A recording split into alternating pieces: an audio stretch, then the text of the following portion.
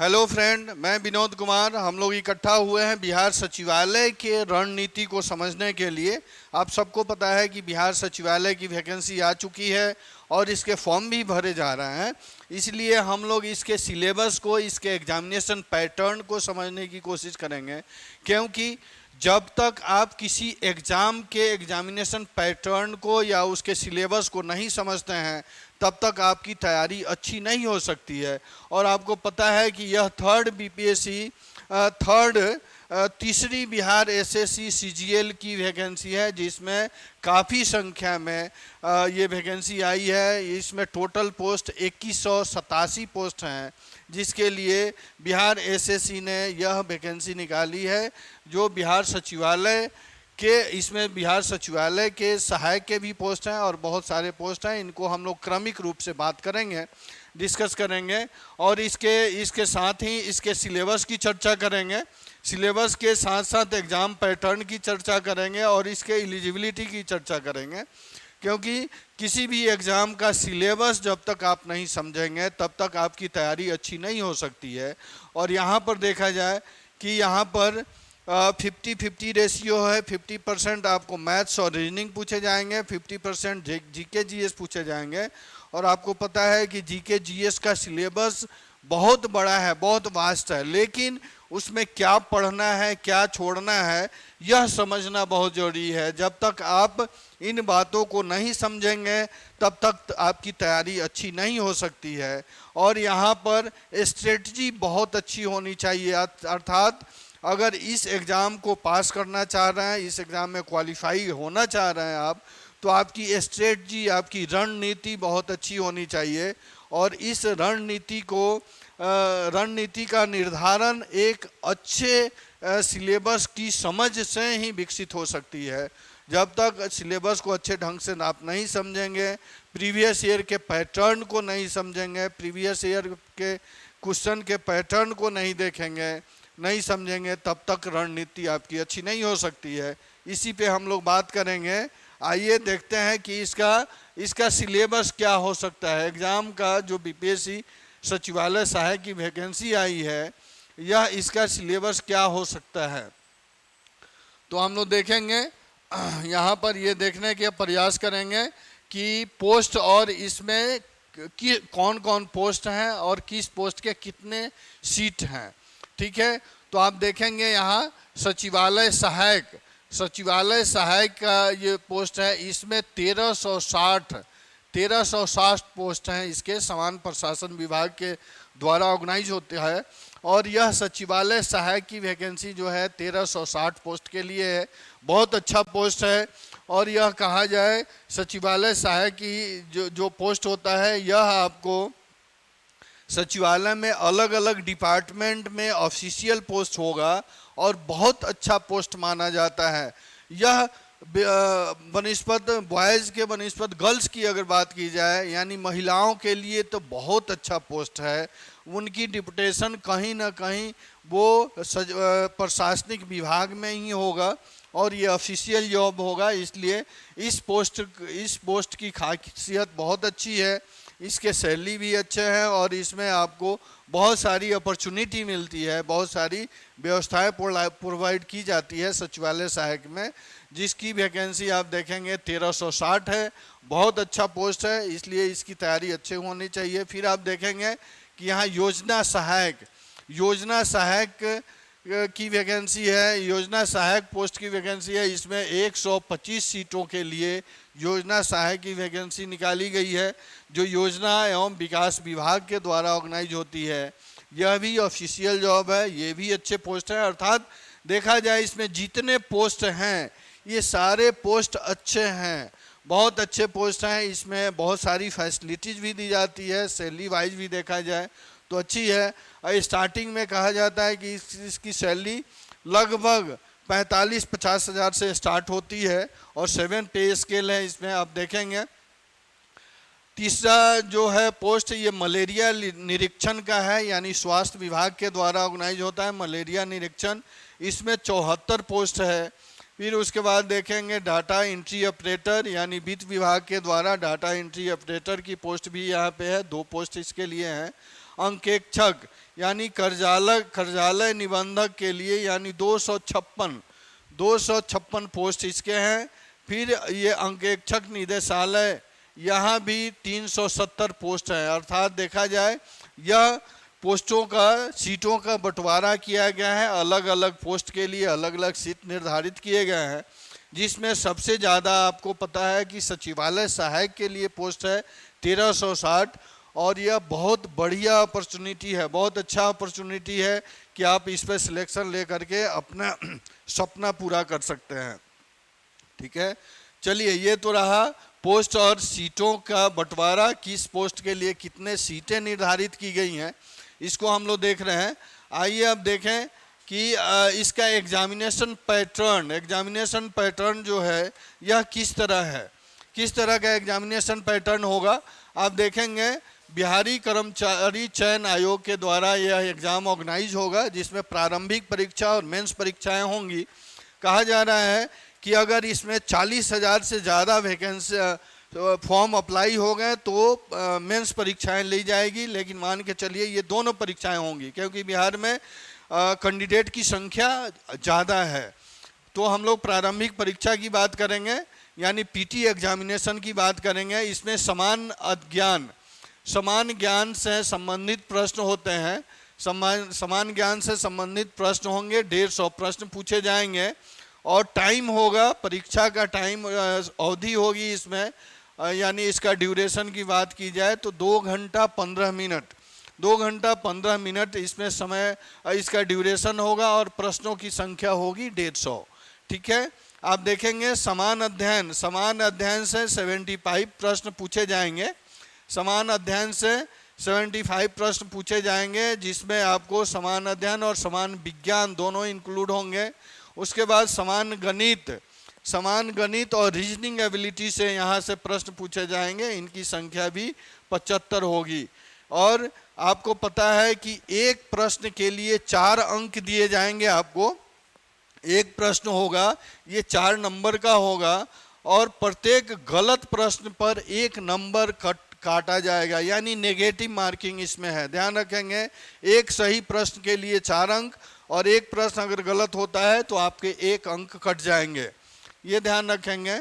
अब हम लोग इसके पैटर्न की बात कर लें तो देखिए इसमें अस्पष्ट इन्होंने स्पष्ट रूप से कहा है कि यह सभी रिक्तियां औपबंधिक होंगी, सभी रिक्तियां औपबंधिक होंगी। अर्थात कहने का अर्थ है कि जितने पोस्ट हैं इसमें समय के हिसाब से घटाए बढ़ाए जा सकते हैं।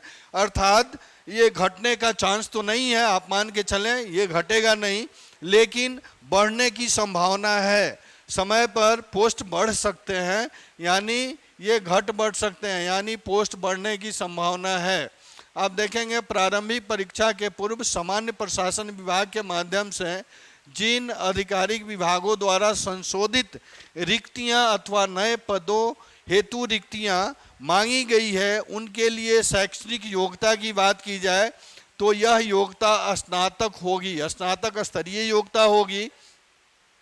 ठीक है, और उसके बाद आप देखेंगे कि अलग अलग प्रशासनिक विभाग के द्वारा रिक्तियों का डिमांड किया गया है, इसके हिसाब से रिक्तियां बढ़ सकती है। और इसमें शैक्षणिक योग्यता की बात की जाए तो आप ध्यान रखेंगे शैक्षणिक योग्यता यानी मान्यता प्राप्त विश्वविद्यालय से आप ग्रेजुएशन पास हैं, आपको सर्टिफिकेट मिल गया है, आपके ओरिजिनल सर्टिफिकेट मिल गए हैं, तभी आप इस एग्जामिनेशन फॉर्म को फिल कर सकते हैं। अर्थात कहने का अर्थ है बहुत सारे एग्जामिनेशन ऐसे होते हैं जिसमें अपीयरिंग कैंडिडेट भी फॉर्म भर देते हैं, तो यहाँ अपीयरिंग कैंडिडेट के लिए अलाउ नहीं है। जो कैंडिडेट ग्रेजुएशन पास कर गए हैं वहीं इस फॉर्म को फिल कर सकते हैं। यह आप भुलावे में नहीं रहें कि अगर आप अपीयरिंग हैं तो आप इस एग्जामिनेशन फॉर्म को फिल कर सकते हैं, ऐसा नहीं है। जो पास किए हैं उन्हीं के लिए यह है। ठीक है, अगर यहाँ एग्ज़ाम के प्रकृति की, एग्ज़ाम के नेचर की बात की जाए, एग्ज़ाम के नेचर की बात की जाए तो आप देखेंगे कि इसका संचालन बिहार कर्मचारी आयोग के माध्यम से किया जाता है, ठीक है। और इसमें यह कहा गया है, इन्होंने कहा है कि अगर 40,000 से अधिक आवेदन प्राप्त होते हैं प्रारंभिक परीक्षा के लिए, तब यह प्रारंभिक परीक्षा आयोजित की जाएगी। यानी बिहार कर्मचारी आयोग के द्वारा जो सचिवालय सहायक की वैकेंसी ऑर्गेनाइज की गई है, इसमें अगर 40,000 से अधिक वैकेंसी प्राप्त होते हैं तब प्रारंभिक परीक्षा ली जाएगी। और प्रारंभिक यहाँ लिखा गया, इन्होंने कहा है कि अधिक आवेदन प्राप्त होने पर प्रारंभिक परीक्षा एक से अधिक चरणों में आयोजित की जा सकती है। अर्थात कहने का अर्थ है कि कैंडिडेट की संख्या अगर बढ़ती है तो प्रारंभिक परीक्षा कई चरणों में लिए जा सकते हैं। जैसे इसके पहले जो एग्ज़ाम हुआ था उसमें प्रारंभिक परीक्षा 2 चरण में हुआ था, क्योंकि कैंडिडेट की संख्या अधिक थी। इसी के हिसाब से इनका कहने का अर्थ है कि अगर संख्या बढ़ता है तो वो अधिक चरणों में एग्ज़ाम लिया जा सकता है। फिर यहाँ ये कह रहे हैं कि इसका नेचर अगर देखा जाए, प्रारंभिक परीक्षा के नेचर की बात की जाए तो यह कह रहे हैं कि इसमें 3 सेक्शन होगा। आप ये बता रहे हैं कि यहाँ 3 सेक्शन में एग्ज़ाम होगा, 3 सेक्शन का एग्ज़ाम होगा। पहला है समान अध्ययन, समान विज्ञान एवं गणित, ठीक है। उसके बाद मानसिक क्षमता यानी कॉम्प्रिहेंशन, लॉजिक, मेंटल एबिलिटी की भी टेस्ट ली जाएगी। अगर हम लोग पूरे सिलेबस की चर्चा करें, प्रारंभिक परीक्षा के सिलेबस की चर्चा अगर हम करें तो आप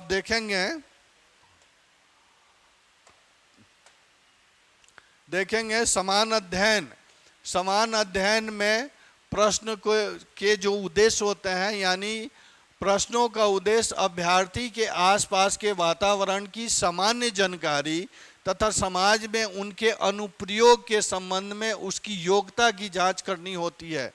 कहने का तात्पर्य है समान अध्ययन का टेस्ट इसलिए लिया जाता है कि अगर कैंडिडेट जो है अपने आसपास के वातावरण से कितना अवेयर है, अपने आसपास में घटने वाली घटनाओं को कितना कॉन्शियस होकर के देख रहा है, समझ रहा है, अवेयरनेस है उसके प्रति, या उन घटनाओं का प्रयोग समाज में जब होता है तो उसका इम्प्लीमेंट कैसे होता है, उनका संबंध कैसे होता है, इसकी योग्यता की जांच करनी होती है। अर्थात यह समझाने की कोशिश कर रहे हैं कि समान अध्ययन का टेस्ट लेने के पीछे रीजनिंग क्या है, ठीक है, उसके वैज्ञानिक दृष्टिकोण पूछने की बात ये कर रहे हैं। यानी रीजनिंग क्या है, किस वजह से समान अध्ययन का टेस्ट लिया जाता है। इसके बाद आप देखेंगे इसमें आप बिहार, भारत और इसके पड़ोसी देशों के संबंध में विशेष प्रश्न पूछेंगे। अर्थात ये बिहार से संबंधित प्रश्न है तो बिहार से तो प्रश्न पूछे ही जाएंगे। बिहार हिस्ट्री हो सकता है, बिहार ज्योग्राफी होगा, बिहार पॉलिटी होगा और बिहार कल्चर से भी प्रश्न पूछे जाएंगे। फिर ये भारत से संबंधित जितने भी समान अध्ययन से प्रश्न बन सकते हैं ये भी पूछे जा सकते हैं। भारत और इनके पड़ोसी देशों के संबंध में विशेष प्रश्न पूछे जाएंगे। पड़ोसी देश का तात्पर्य है, यहाँ आप देखेंगे पड़ोसी देश का तात्पर्य है बांग्लादेश हो गया, पाकिस्तान हो गया, नेपाल हो गया, भूटान हो गया, म्यांमार हो गया। इन सब देशों से जो भी प्रश्न बन सकते हैं, क्योंकि ये भारत के पड़ोसी देश हैं, वहाँ से प्रश्न बन सकते हैं और पूछे जाते हैं। यह बहुत इम्पोर्टेंट है कि पड़ोसी देश में आप अदर कंट्री को, इन पड़ोसी देशों को छोड़ करके अदर देश के संबंध से को न देखें, वहाँ से प्रश्न नहीं पूछे जाते हैं। पड़ोसी देश से हमेशा प्रश्न उठा लिया जाता है। और पहला सेक्शन है समसामयिकी, जिसको करेंट अफेयर्स कहते हैं। तो करेंट अफेयर्स में वैज्ञानिक प्रगति यानी साइंस टेक की बात की जा रही है। और यहाँ पर आए दिन जो भी अनुसंधान हो रहे हैं उनसे प्रश्न बनने की संभावना ज़्यादा होती है। यानी साइंस टेक में जो आए दिन संशोधन अनुसंधान हो रहे हैं और उसका क्या प्रभाव है हमारे देश पर, क्या उसकी विशेषताएं हैं, उससे प्रश्न बन सकते हैं। और यहाँ पे देखेंगे राष्ट्रीय अंतर्राष्ट्रीय पुरस्कार। राष्ट्रीय अंतर्राष्ट्रीय पुरस्कार यानी अवार्ड से प्रश्न बनने की संभावना होती है। भारतीय भाषाएं एवं पुस्तक, पुस्तक बहुत इम्पोर्टेंट है, ध्यान रखेंगे। आए दिन यहाँ से प्रश्न बनने की संभावना ज़्यादा रहती है और पैटर्न जो कहता है उसके हिसाब से यह बहुत इम्पोर्टेंट सेक्शन है। कहने का अर्थ है कि पुस्तक, किस पुस्तक को किसने लिखा, जो इम्पोर्टेंट पर्सनालिटीज़ है उनके द्वारा। और इम्पोर्टेंट पर्सनालिटीज़ में आप देखेंगे कोई नेता हो गए, कोई फिल्मी एक्टर्स हो गए, या उसके अलावा आप देखेंगे कोई महापुरुष हो गए जिनके द्वारा पिछले 2 साल में जो भी पुस्तकें लिखी गई हैं उनके नाम आपको याद होने चाहिए। ठीक है, लिपि से कोई मतलब नहीं है। यहाँ राजधानी मुद्रा, राजधानी मुद्रा अर्थात भारत के जितने पड़ोसी देश हैं उनकी राजधानी क्या है, उनकी मुद्राएं क्या है, यह इम्पोर्टेंट है। खेल और खिलाड़ी, महत्वपूर्ण घटनाएं। खेल खिलाड़ी से यहाँ पर आप देख लेंगे जो आए दिन जो भी अवार्ड मिले हैं, जो भी गेम्स हो रहे हैं उनसे प्रश्न बनने की संभावना अधिक होती है। और महत्वपूर्ण घटना का क्रम यानी जो डेट लाइन है वो भी इम्पोर्टेंट होता है, उनको भी देखना जरूरी है। हम लोग इन सब की चर्चा करेंगे कि खेल और खिलाड़ी और महत्वपूर्ण घटनाएं जो होती हैं इसमें किस तरह के प्रश्न बनते हैं, कहाँ से प्रश्न बनने की संभावना अधिक होती है। यह एग्ज़ाम के पैटर्न्स हैं, जैसे प्रीवियस ईयर में जो भी एग्ज़ाम हुए हैं उसके क्वेश्चन के पैटर्न से हम लोग एनालिसिस करेंगे और आपको बताएंगे कि कहाँ से किस सेक्शन को पढ़ना है, किस सेक्शन को छोड़ देना है। ठीक है, इसके बाद हम बात करेंगे भारत और उसके पड़ोसी देश। भारत और उसके पड़ोसी देश से यानी इसमें देखेंगे पड़ोसी देशों का इतिहास। पड़ोसी देशों का इतिहास क्या रहा है, अर्थात पाकिस्तान का, चाइना का, म्यांमार का, नेपाल का, भूटान का, बांग्लादेश का, इन लोगों का इतिहास क्या रहा है, वहाँ से प्रश्न बनने की संभावना अधिक रहती है, इसलिए आप ध्यान रखेंगे। फिर यहाँ भारत का इतिहास लिख करके छोड़ दिया गया है, यानी यहाँ एंशिएंट, मेडाइवल और मॉडर्न हिस्ट्री की बात की जा रही है, यानी तीनों सेक्शन से प्रश्न बनने की संभावना है। इसके बाद भारतीय संस्कृति से प्रश्न बन जाते हैं। फिर भूगोल, यहाँ ध्यान रखेंगे भूगोल लिख करके छोड़ दिया गया है, अर्थात कहने का अर्थ है कि इंडिया और वर्ल्ड ज्योग्राफी, इंडियन ज्योग्राफी और वर्ल्ड ज्योग्राफी दोनों से प्रश्न बनते हैं।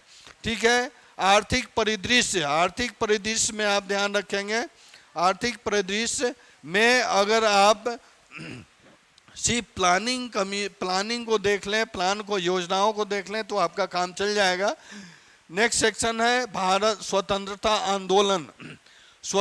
आंदोलन अर्थात 1857 से लेकर के 1947 तक जो सेक्शन है यहाँ से प्रश्न बनने की संभावना अधिक होती है, क्योंकि आए दिन देखा जा रहा है कि जो भी एग्ज़ाम हो रहे हैं उस एग्ज़ाम में इस सेक्शन से, जो स्वतंत्रता आंदोलन वाला सेक्शन है अर्थात 1857 से 1947 तक का सेक्शन जो है यहाँ से प्रश्न अधिक संख्या में बन रहे हैं।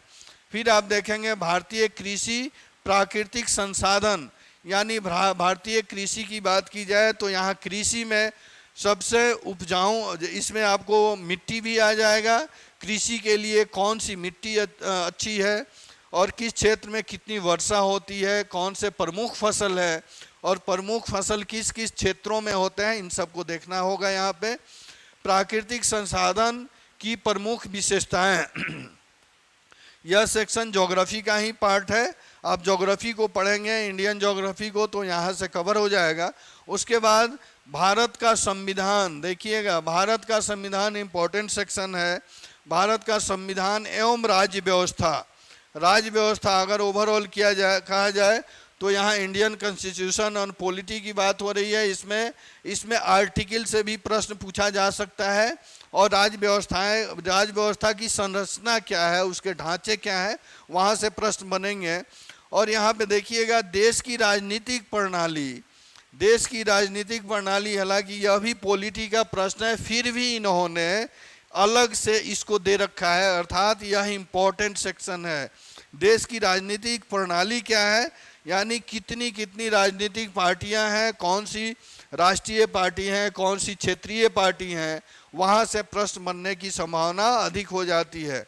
फिर यहाँ पंचायती राज बहुत इम्पोर्टेंट सेक्शन है।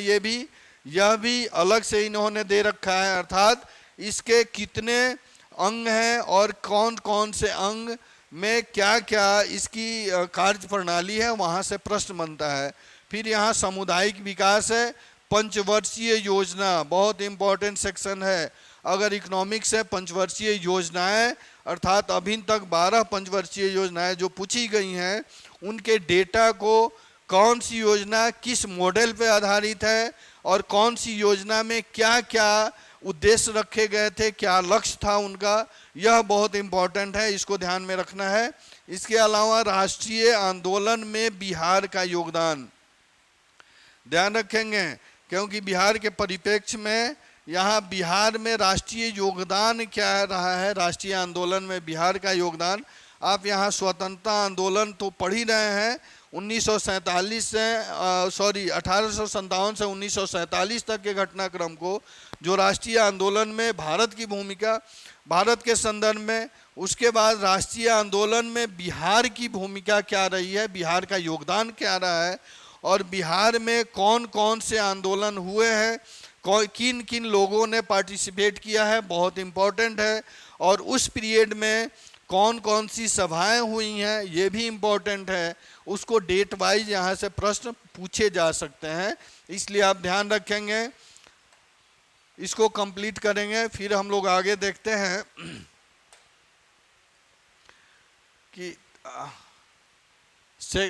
दूसरा खंड है। यहाँ दूसरा खंड की अगर बात की जाए तो यह खंड है समान विज्ञान और गणित का। समान विज्ञान की बात की जाए तो यहाँ मैट्रिक स्तर का, यानी मैट्रिक स्तर का विज्ञान से प्रश्न पूछा जाता है, और वो विज्ञान आपको केमिस्ट्री, फिजिक्स और बायो तीनों सेक्शन से प्रश्न पूछे जाते हैं, और इसका स्तर जो है यह मैट्रिक लेवल का होता है। यहाँ एडवांस यानी 11-12 के सेक्शन से प्रश्न नहीं पूछे जाते हैं, निम्न स्तरीय होते हैं, लेकिन काफ़ी इम्पोर्टेंट प्रश्न होते हैं। आप देखेंगे यहाँ 3 सेक्शन होगा, भौतिकी शास्त्र यानी फिजिक्स, केमिस्ट्री और जीव विज्ञान।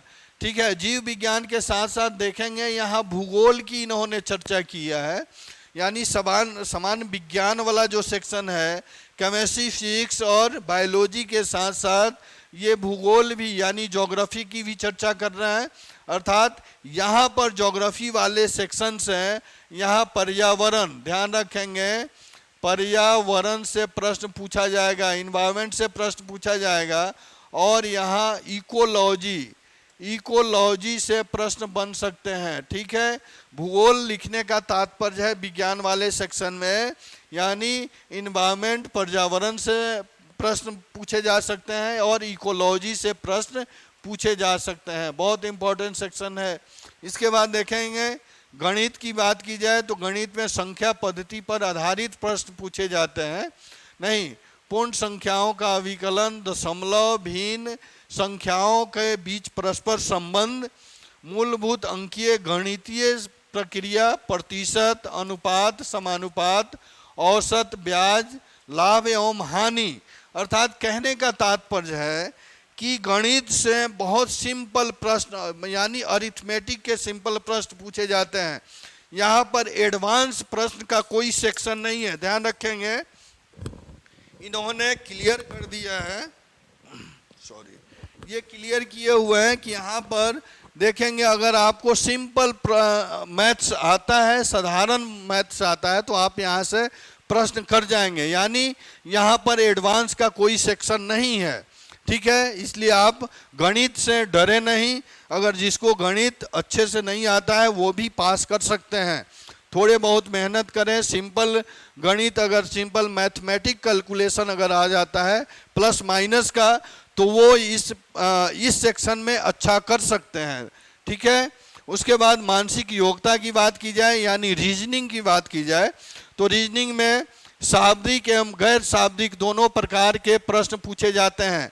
शाब्दिक और गैर शाब्दिक का अर्थ है वर्बल और नॉन वर्बल, ध्यान रखेंगे यहाँ वर्बल और नॉन वर्बल दोनों रीजनिंग की बात की जा रही है। दोनों प्रकार के प्रश्न पूछे जाएंगे यहाँ पर।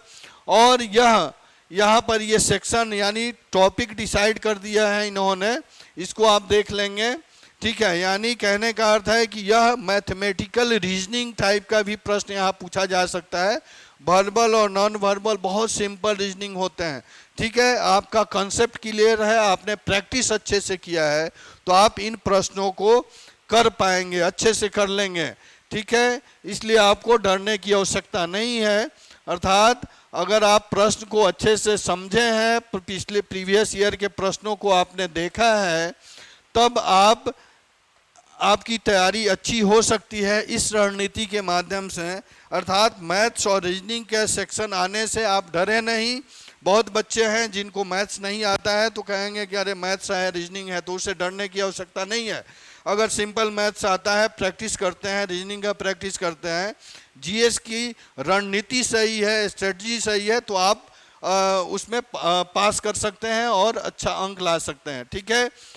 अब हम लोग पैटर्न को देखेंगे, पैटर्न की चर्चा करेंगे। यहाँ पे हमने देखा कि विगत वर्षों में प्रश्न किस सेक्शन से कितने प्रश्न पूछे गए हैं, कब कब प्रश्न पूछे गए हैं, उसकी हम लोग बात करेंगे, ताकि आपको एक आइडिया लग जाए कि किस सेक्शन से किस टॉपिक से कितने प्रश्न कब कब पूछे गए हैं। मैं बता दूं कि यह सीजीएल यानी सचिवालय सहायक की जो वैकेंसी आई है, यह तीसरी वैकेंसी है। इसके पहले 2010 में पहला एग्जाम 2010 में हुआ था, दूसरा 2014 में हुआ था और तीसरी वैकेंसी 2022 में आई है। इसलिए यहाँ 3 बार एग्जाम हुआ है, तो उसी के पैटर्न को समझना है, और इस पैटर्न को समझ लेंगे तो आपकी तैयारी अच्छी होगी, आपकी रणनीति अच्छी होगी। अर्थात देखेंगे यहाँ सब्जेक्ट वाइज हमने क्वेश्चन का बंटवारा किया है कि किस सब्जेक्ट से कब कब प्रश्न पूछा गया है। यानी यह 2010 की अगर बात की जाए, पहला एग्जाम हुआ था पीटी का, उसमें हिस्ट्री से 16 प्रश्न पूछा गया है, हिस्ट्री से 16 प्रश्न पूछा गया है। यानी आप देखेंगे पहला मेजर सेक्शन क्या है, स्वतंत्रता आंदोलन, वहाँ से प्रश्नों की संख्या ज़्यादा रही है। इसके अलावा आपको एंशिएंट से और मेडाइवल हिस्ट्री से प्रश्नों की संख्या थोड़ी कम हो गई है, ठीक है। और इसी हिस्ट्री में बिहार हिस्ट्री भी शामिल है, ठीक है। बिहार स्पेशल की अगर बात की जाए तो बिहार हिस्ट्री का क्वेश्चन भी इसी में शामिल है। अर्थात ये ओवरऑल 16 प्रश्न यहाँ पूछे गए हैं 2010 में। ज्योग्राफी की बात की जाए तो ज्योग्राफी में दोनों ज्योग्राफी है, इंडियन ज्योग्राफी और वर्ल्ड ज्योग्राफी, यहाँ से भी 8 प्रश्न पूछे गए हैं। पॉलिटी से मात्र 2 प्रश्न पूछे गए हैं, ठीक है। 2010 में 2 प्रश्न पूछे गए, लेकिन आप ध्यान रखेंगे 2014 में जो एग्जाम हुआ था 2 पाली में हुआ था, तो पहले पाली में 8 और सेकेंड पाली में सेकेंड शिफ्ट में जो हुआ था वहाँ 15 प्रश्न पूछे गए हैं, ठीक है। इकोनॉमिक्स से देखेंगे एक प्रश्न है क्रमिक रूप से 2014 में 6 और यहाँ 2 प्रश्न पूछे गए हैं, ठीक है। करेंट अफेयर की बात की जाए तो करेंट अफेयर में लगभग यही रेशियो है, यानी 9 और 7 प्रश्न हमेशा पूछे गए हैं। 9 प्रश्न पूछे गए हैं आपको प्री में, ठीक है। फिर 2014 में देखा जाए यहाँ भी 9 प्रश्न पूछे गए हैं, फर्स्ट शिफ्ट में, फर्स्ट पाली में, और सेकेंड में 7 प्रश्न पूछे गए हैं, ठीक है। और यहाँ पे देखेंगे बिहार स्पेशल वाला सेक्शन भी इम्पोर्टेंट है। यहाँ 4 प्रश्न 2010 में, फिर उसके बाद 2014 में आप देखेंगे 3 प्रश्न, फर्स्ट पाली में, सेकंड में 4 प्रश्न पूछे गए हैं, ठीक है। और यहाँ जीके अर्थात जनरल नॉलेज की बात की जाए तो जनरल नॉलेज में 10 प्रश्न यहाँ 2010 वाले एग्ज़ाम में।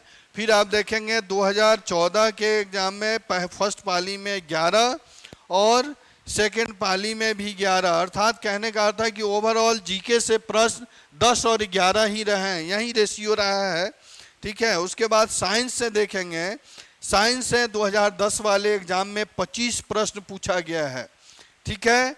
और मैथ्स से 2010 में 25 प्रश्न पूछा गया है, ठीक है। इसके बाद हम लोग मेंस की चर्चा अभी नहीं करेंगे, मेंस का जब एग्ज़ाम होगा उसका नोटिफिकेशन आएगा, क्योंकि इन्होंने पहले ही ये क्लियर कर चुके हैं कि जब भी एग्ज़ाम हो जाएगा, रिजल्ट आएगा, उसके बाद मेंस के लिए हम नोटिफिकेशन देंगे। तो जब भी इनका नोटिफिकेशन आएगा तब हम मेंस की चर्चा करेंगे। फिलहाल प्री पर फोकस कर रहे हैं। तो ये रहा हर एक सब्जेक्ट का ओवरऑल रेशियो कि कब कब कितना प्रश्न पूछा गया है। ठीक है, तो आप देखेंगे यही रेशियो हमेशा रहा है, सब्जेक्ट वाइज बदला नहीं है। यानी साइंस से आप देखेंगे कि साइंस से 25 से 30 प्रश्न पूछे गए हैं। यानी 2010 वाले में 25 प्रश्न, फिर 2014 में, अगर 2014 की बात की जाए तो 2014 के पहले शिफ्ट में 16 और सेकंड में 17। ठीक है, फिर उसके बाद मैथ से देखेंगे यहाँ 30 प्रश्न, यहाँ भी 2014 में पूछे गए हैं और 2010 में 25 प्रश्न पूछे गए हैं। ठीक है, फिर ये मेंस की जब चर्चा होगी हम लोग बात करेंगे। अर्थात कहने का अर्थ है कि जनरल स्टडीज से प्रश्न आपको यहाँ 75 प्रश्न जनरल स्टडीज से है। इसके बाद साइंस और मैथ्स मिल करके यहाँ आपको 50 प्रश्न है। इसके अलावा रीजनिंग से साइंस और मैथ्स से 50 प्रश्न है। रीजनिंग से इन्होंने रीजनिंग एबिलिटी से आप देखेंगे, रीजनिंग से यहाँ 50 प्रश्न पूछा गया है आपको 2010 के प्री एग्जाम में। ठीक है, यानी कहने का अर्थ है कि यहाँ 100 प्रश्न ये पूछ रहे हैं। यानी साइंस और मैथ्स मिला करके 50 प्रश्न। कहने का अर्थ है कि यहाँ साइंस और मैथ्स मिला करके 50 प्रश्न पूछ रहे हैं। ठीक है, अगर साइंस को आप जनरल स्टडी में काउंट करें तो यहाँ 75 प्रश्न हो जाता है पहले सेक्शन में। मैथ्स और रीजनिंग मिला करके ये दोनों सेक्शन अगर मिलाते हैं तो यहाँ 75 प्रश्न हो जाता है। ये प्रश्न पूछने का रेशियो रहा इन लोगों का। आप ध्यान रखेंगे, अगर इस पैटर्न को फॉलो करते हैं और आप एक प्रीवियस ईयर में जो भी एग्ज़ाम हुए हैं उनके क्वेश्चन को समझते हैं, देखते हैं, तो आपकी स्ट्रेटजी अच्छी हो सकती है, आपकी तैयारी अच्छी हो सकती है। तो आप इसी स्ट्रेटजी पे अपनी तैयारी जारी रखें और हमारे संस्था से जुड़ें। हम लोग कल से ही डेमो क्लास है और कल से बैच लेकर के आ रहे हैं सचिवालय सहायक की। इसमें हर एक सब्जेक्ट के अलग अलग टीचर होंगे और सभी अपने क्षेत्रों के एक्सपर्टर हैं। सभी 5, 6 साल, 7 साल से एक्सपीरियंस लिए हुए हैं, सभी एक्सपर्ट हैं, पढ़ा रहे हैं और आपको अधिक से अधिक हेल्प मिलेगा। आप अगर अपने सपने को साकार करना चाहते हैं तो हमारे इंस्टीट्यूट से, हमारी संस्था से जुड़ें और इससे लाभ उठाएं। चलिए फिर मिलते हैं अगले क्लास में, तब तक के लिए धन्यवाद।